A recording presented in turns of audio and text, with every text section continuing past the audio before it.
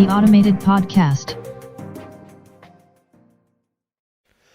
Welcome back to the Automated Podcast. As always, I'm your host, Mark Verbenkov. So, due to some last-minute rescheduling, I won't have a guest on until next week, but this has actually opened up an opportunity to talk about a topic that I think is really important to the entire podcast, as well as to all the ideas and technologies that are brought up, as well as to the future interviews that will be done. And this, of course, is the overall context in which we find ourselves and our booming technologies in today. So I've actually written about this in one of my previous blog posts that actually focused a little bit more on trying to give a clear image of the exponential nature of technology. But today, what we'll be focusing on is the historical context. And I think this will really help give an understanding as to where today's technological boom came from, but also perhaps where it is likely to go, which I think many of us are really interested in. So luckily, actually, this past week, I gave an internal webinar with my work on this topic entitled, Are We Entering a Fifth Industrial Revolution? And I'll really be pulling from this and focusing on the four industrial revolutions, which was the focus of that presentation. But I think here, as it's more relevant to the podcast, I'll focus a lot more on the automation trends as well as on the social impact. So let's get started. So the way that I want to organize this is look at all four of the industrial revolutions and then end the episode with kind of an open question that many people are asking of whether we've already entered the fifth industrial revolution. But to start off, we'll look at the first one, which started at around 1760 and went to about 1820 or 1840. It, of course, started in Britain, and this was the first real attempt to replace manpower with machine power. And one of the iconic technologies, and it's actually been argued this is probably the most important technology of all time, especially as it relates to the modern age, is the James Watt steam engine.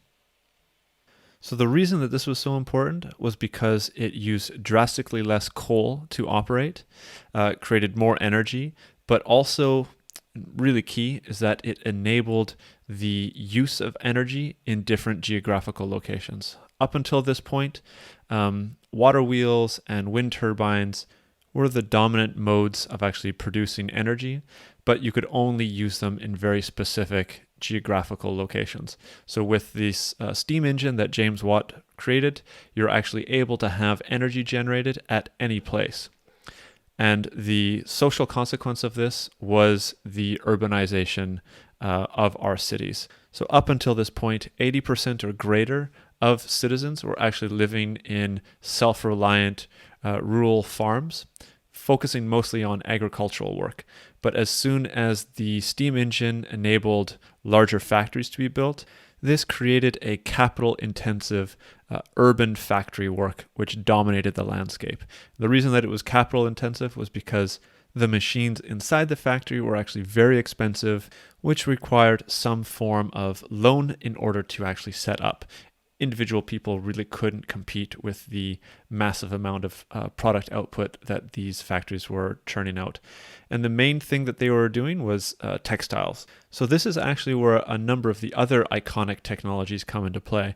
Maybe you've heard of the spinning jenny or the cotton gin or the power loom. These were the machines that were able to either prepare cotton or other textiles or actually produce the textiles that Britain was making at the time in drastically higher amounts, sometimes up to 500 times faster than individual people. So this had a number of really interesting impacts. One of the first being that many unskilled laborers could actually do the work of some of the high-end craftsmen or artisans of the time and actually being more productive. So this is actually where many of the unmarried women, as well as orphans that many of us have heard of, were being put to work in the factories for 12 to 14-hour days, 6 days a week. The second social repercussion I've actually spoken about in one of the very first episodes of the podcast, and this was the generation or the creation of the Luddite movement. As you can imagine, the craftsman and the artisan, that had been completely displaced by these new technologies lost their social status as well as their main form of employment. And what sprung from this was one of the first movements that was against technology, and they actually took up arms in many instances and are well known for literally smashing many of the machines that were in these factories. And this mindset has, of course, continued with us today, where anybody labeled a Luddite is simply somebody that is against technology. And finally, we have the third social impact, which is population explosion. As always, you can refer to the show notes, where I will have a graph showing the absolute exponential growth and boom of human population across civilization that really kicks off as soon as the James Watt steam engine and the first industrial revolution kicks off. So, moving on to the second industrial revolution, this started in 1870 and went to 1914 with the start of World War I. And this is overall characterized with the start of electrification, but also increase in the use of communications like the telegraph, the telephone, and even the radio, but also mass production lines or assembly lines, most iconically used in the Ford assembly line in order to produce the Ford Model T and the other vehicles that organization produced. But it was actually electricity that allowed for the Ford assembly line to be generated in the first place. So building up from the James Watt steam engine, using electricity, you didn't have to have the power generated at a central place. You could actually move it around the factory.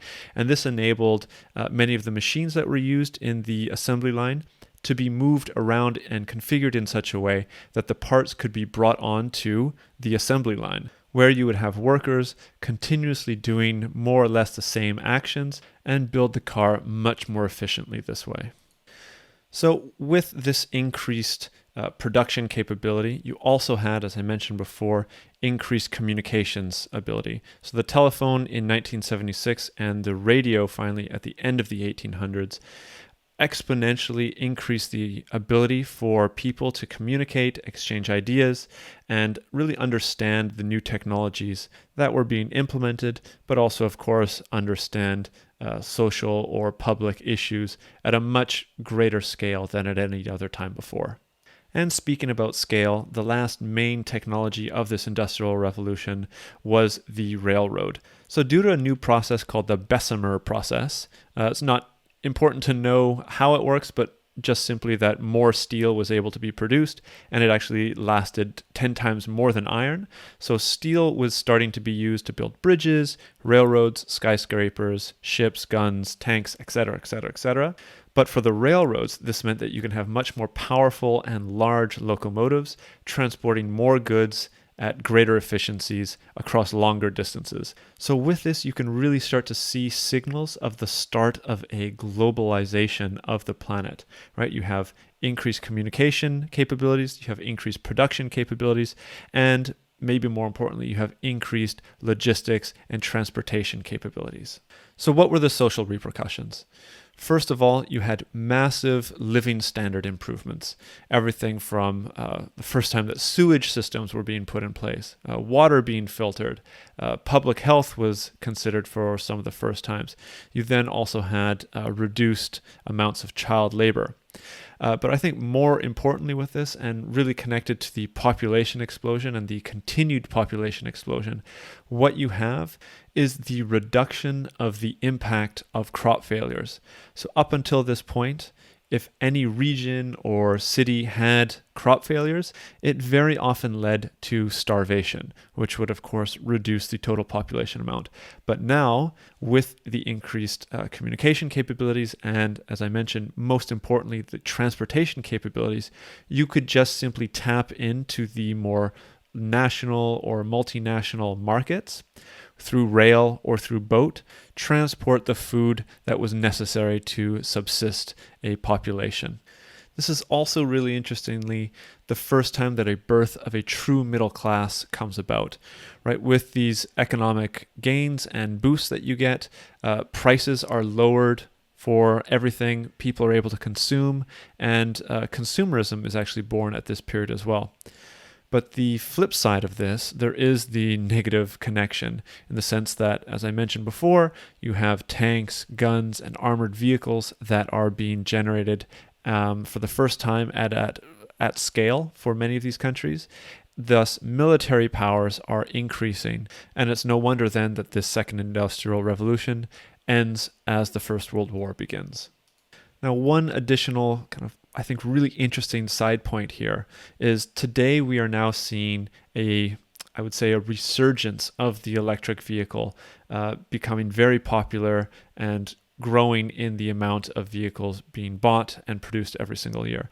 However, in 1900, there was already 1/3 of all vehicles on the US roads were actually electric. And that's in comparison with today's number of a very meager 1.8%, although of course growing. So electrification really was a substantial and very important technology in this industrial revolution, and was really at one point seen to be the absolute future. There was lots of electric lighting going up in a number of cities, of course vehicles, but the electrification of homes didn't happen until later on at around 1920 or so. That's when the private individual residences were starting to be electrified. But this trend wasn't to continue. The two world wars happened, which set back a lot of industrial and technological progress, although of course moved it forward in other areas. But the third industrial revolution started in around 1950 and really ended in 2015. So the third industrial revolution is often called the digital revolution, and it really starts with the invention of the microprocessor in 1969 by the Intel Corporation. And this really allowed the world of technology anyways to move from an analog reality into a digital reality. And then, of course, with this, we spark the beginning of the information age. I think it's interesting to note that the information age, although I would still argue that we're still within it, some of the key ideas here is the actual replication and copying of information. And then linked to that, it's the possibility to easily move this information between different or various forms of media and then access or distribute it remotely. So that is argued as one of the core concepts of the information age, rather than just the continuous growth of the amount of information that we actually have access to. So again, within this industrial revolution, we see a massive boom in the communication technologies, specifically with the introduction of cell phones that became ubiquitous by the early 2000s. And then by 2010, of course, we see over 3 billion people across the planet with personal cell phones being used. But before this, we of course have the two most iconic technologies of the third industrial revolution. The first being the digital computer. Actually, the home computer started coming about in the 1970s. And it was interesting, in the United States, there's only 50% of houses that actually own one by 2000. So it's been 20 years since then, but I think that we can still say that this third industrial revolution happened very, very recently. And the second technology, of course, is the World Wide Web. This became accessible in 1991. It was developed before then, but it was only used by governments and universities. Some interesting stats here is that there were 1 billion users on the internet by 2005. And it was only until 2016 that half of the world became connected. I think now there's roughly between 76 or 80% of the world that's connected to the internet. And this is, of course, growing every single year, but we're still not fully connected to everybody on the planet as of yet. So one of the interesting points between these now three industrial revolutions is that the scope of these technologies continue to grow. And this is really seen in, of course, the social repercussions. I think that there are too many repercussions or consequences of these technologies to get into depth about in this podcast episode. But one of the main things that came out of this specific digital revolution is, of course, the privacy and tracking concerns. So this has been an issue that has been discussed on the podcast before. I think that most of us now are constantly bombarded with fears, or at least general concerns about the privacy and tracking issues that many leading thinkers or whistleblowers are bringing to our attention. I think it goes a little bit beyond the scope of this podcast, but it's important to note that this is one of the real social repercussions of the third industrial revolution that continues with us today, and I really think that this will be one of the things that continues with us for quite some time. But now let's move into the fourth industrial revolution, which is where we find ourselves today. Now, as much as I think that the first three industrial revolutions are incredibly interesting and really show some massive transformations in both technology, industry, but also social implications, I think that the fourth industrial revolution is perhaps the most interesting because it starts to really blur a lot of the lines that we have taken as stable for such a long time. So it was only actually in 2015 that the executive chairman of the World Economic Forum introduced or coined the term. So Klaus Schwab actually started this off or kicked it off in an article where he wrote his argument for why we are now in a new industrial revolution. I'll of course have a link to that article in the show notes. I personally think it is a phenomenal article that really gives some clarity as to what many people might be lost in today with all the technological progress as well as sociological or political problems that we seem to be constantly facing. But I want to go back a little bit to define what this fourth industrial revolution actually is. And I think the best overall characterization of it is the combination of hardware, software, and biology with the linked communications and connectivity that many of our new technologies are bringing us. So this is where I was really talking about lines being blurred. It's really the physical, digital, and biological systems that we've become so used to. They are all starting to merge together in unique and very interesting ways. So I will get into that in a moment, but one of the last things that I need to mention is that data and analytics is really the driving factor for this industrial revolution to actually happen. So as I did with the other three revolutions, here are some of the iconic technologies that are expected to have a large number of breakthroughs in the next foreseeable period. So we have robotics, biotech, artificial intelligence, quantum computing, Internet of Things, autonomous vehicles, 3D printing, the list goes on and on. I think this is also one of the key ideas that you can take from this episode of the different industrial revolutions. In each new revolution, there are more and more technologies that are having a larger impact. And Klaus really explains that the fourth industrial revolution is a little bit unique, specifically because the velocity or the speed at which these technologies are coming out is much faster.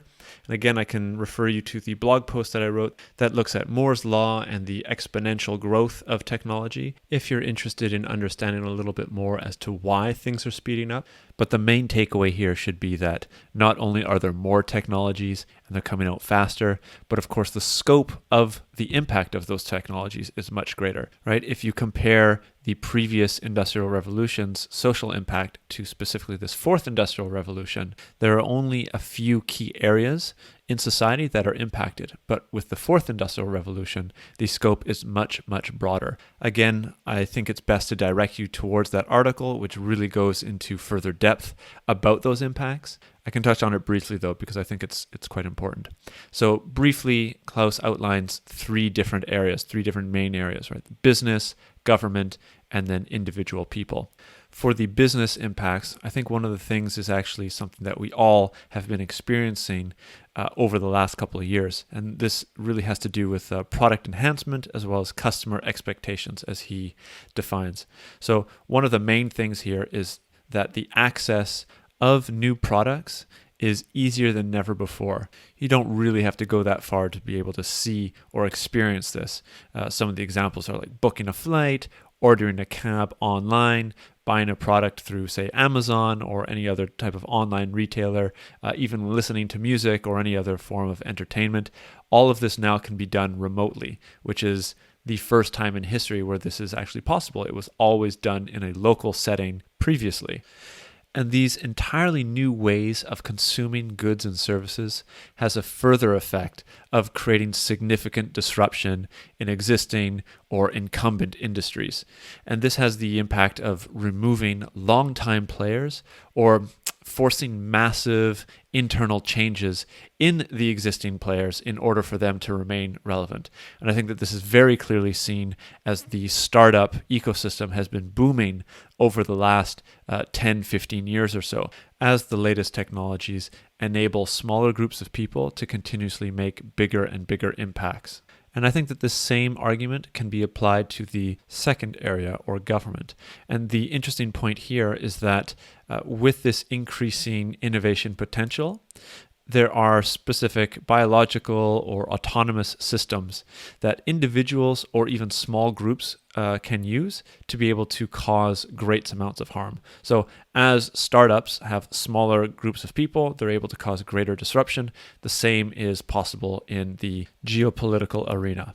And then thirdly, our notions of the individual is actually being changed. So I touched about this very briefly when I was discussing about the blurring between the lines, specifically when it comes to biology and the digital. But I think here is where one of the kind of main trends is really encapsulated by this fourth industrial revolution idea, and that is the quantified self. And this is an idea that through the tracking and through the different health apps that we have, this is leading to a better understanding of our own individual selves, but through a quantified or mathematical breakdown where we're able to understand how many steps we're taking or how many calories we're burning with very precise measurements. And specifically in the article that Klaus lays out the fourth industrial revolution, this is going to lead to a different mindset of an augmented self being actually possible. So this is where the idea of blurring biology actually takes place, right? So you have this initial step where we're quantifying and actually getting benefits of quantifying the different activities that we're doing. But then this leads to kind of a slippery slope where the augmented self is an eventual possibility in the future. But that's a little bit outside of the realm of the fourth industrial revolution and just kind of touches on this as a possibility that could continue on in further years. Now, though I personally find this idea really, really interesting, it is a little bit outside of the scope of this podcast episode. But the final socioeconomic impacts are very, very relevant to the concepts discussed in the podcast. The very first one is, of course, unemployment due to automation across our entire industry, rather than one specific sector. The idea of the fourth industrial revolution really pushes the possibility of large degrees of unemployment due to these new levels of automation that are actually possible. And it's here that I just want to briefly touch on something called Industry 4.0. So many people often construe the two, Industry 4.0 and the fourth industrial revolution, as the same thing, but it's very clearly outlined here that Industry 4.0 is simply a subset of the fourth industrial revolution. And the Industry 4.0 really just focuses on the production or the manufacturing of the different goods and products that we see across the entire world. I just want to read a really quick quote from the article that I think summarizes the kind of overall characterization of Industry 4.0 really, really well. So it is this: the use of large-scale machine-to-machine communication and Internet of Things deployments to provide increased automation, improved communication, and self-monitoring, as well as smart machines that can analyze and diagnose issues without the need for human intervention. And of course, as I mentioned at the beginning of this discussion on the fourth industrial revolution, this is really possible through the big data and as well the analytics, which are the real drivers of this new form of manufacturing. So I really think that with that understanding, it puts this entire podcast and all the ideas that we're discussing and the future interviews that will be had really into context of this procession through the last roughly 300 years. So I'm really excited to be able to use this podcast to explore this one specific aspect of the fourth industrial revolution. Also because I think that this is the key jumping off point to the last two things that I will talk about in this podcast episode. So the first one here is the main fear of the fourth industrial revolution, and that is the socioeconomic inequality that is generated from these new technologies, from the new implementation of these amazing tools that we have now. So it is really argued that the largest beneficiaries of innovation tend to be the providers of intellectual and physical capital, the innovators, the shareholders, the investors, etc. And this, I think, really explains the rising gap in wealth between those that are dependent on capital versus those that are dependent on labor. And the result of this is really a job market with a very strong demand at the high and low ends, but a hollowing out of the middle, which I think that we've been seeing across the Western nations over the past decade or so, and is possibly leading to the populist uprising in a number of the leaders in, say, America, Britain, or in other countries that we've also been seeing rather recently as well. If you're interested in this point, I can really recommend you to read The Second Machine Age. I also have that up in the resources page of my website. There's a terrific couple of chapters that really discuss this winner-take-all market or winner-take-all economy that I think that the fourth industrial revolution is really enabling and will continue to be increasing over the next couple of years. So those are the main ideas that I thought were relevant to bring up in this contextual look, or this historical contextual look, of the four industrial revolutions. The final thing that I want to leave everybody with today is this fifth industrial revolution idea that is being posited by a number of different thinkers out there. Now, this is not something that is completely set in stone, right? It's only been some 5 years since the identification of a fourth industrial revolution, but I think it's interesting nonetheless to kind of leave the episode with kind of an open question. And the fifth industrial revolution is really posited as the era of artificial intelligence. Right, so we've seen, and I've talked about, growing examples of narrow or weak artificial intelligence. I think there was even a recent article that came out, news article showcasing that MSN has fired off a number of the journalists that are working and replacing it with artificial intelligence software. So this is one example, and we can see many, many of these happening throughout our economy. And this touches on maybe the true distinction between the first four industrial revolutions and this potential fifth. And that is the first four really focused on impacting the human labor potential, right? So the physical power that humans are able to enact was being reduced or disrupted with the new machines and technologies that we were bringing about. But this potential fifth industrial revolution, the era of artificial intelligence, is the first one where the cognitive power of humans is being impacted. And I think that this will have not just me, but many of those people that are thinking about this out there are thinking that this new era of cognitive disruption will be as impactful as the first industrial revolution was all the way back in 1760. But of course, this won't happen overnight, and it will not take place across our entire society instantaneously. But I think it is nevertheless something that is really interesting to look out for, pay attention to, and at least have a general understanding of how it works as we move forward.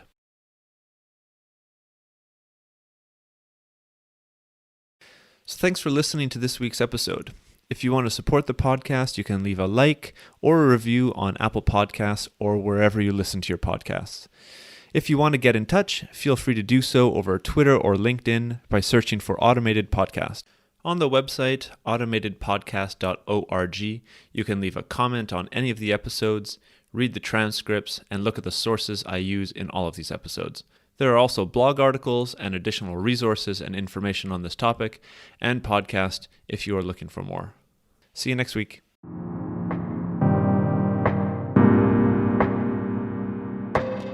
The Automated Podcast.